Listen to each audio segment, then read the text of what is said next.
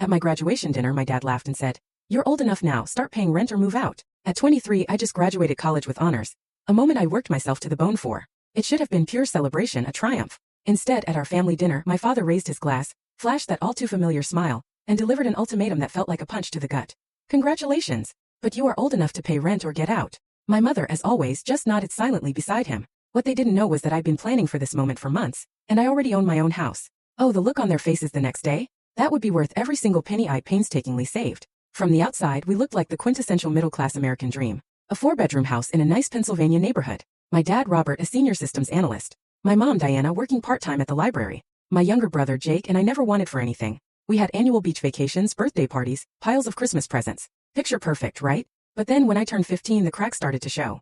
Dad came home one day, his face etched with strain. He'd been laid off. 15 years of loyalty gone. Just like that, he was out.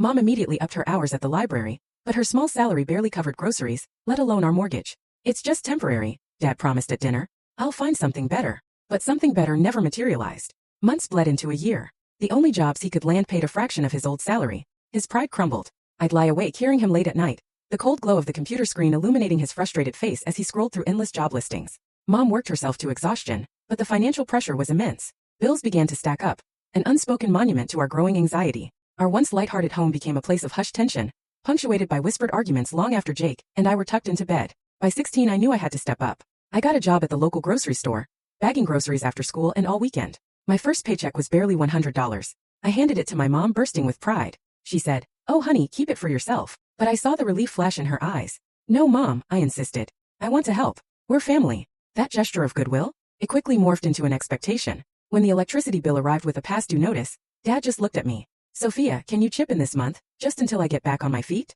I didn't mind at first. I piled on more shifts at the grocery store, then added a weekend job waiting tables at a diner. My grades took a hit, but I somehow clung to a solid B average, juggling nearly 30 hours of work a week on top of high school.